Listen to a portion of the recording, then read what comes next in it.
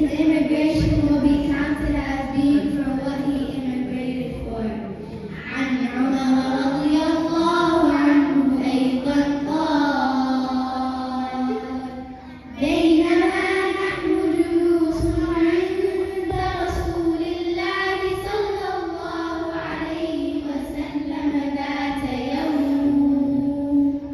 إذ اطلع علينا رجل شديد بياض الثياب شديد سواد الشعر لا يرى عليه أثر السفر ولا يعرفه منا أحد، حتى جلس إلى النبي صلى الله عليه وسلم فأسند ركبتيه إلى ركبتيه ووضع كفيه على فخذيه وقال: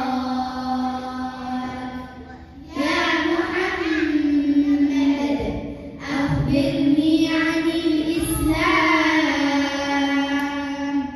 فقال رسول الله صلى الله عليه وسلم: الإسلام أن تشهد أن لا إله إلا الله وأن محمدا رسول الله وتقيم الصلاة وتؤتي الزكاة وتصوم رمضان وتحج البيت إن استطعت إليه سبيلا. قال: صدقت. فعجبنا له يسأله ويصدقه.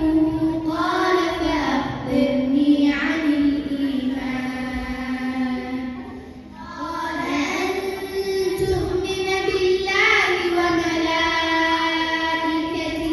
وكتبه ورسله واليوم الآخر وتؤمن بالقدر خيره وشره. قال: صدقت. قال: فأخبرني عن الإحسان.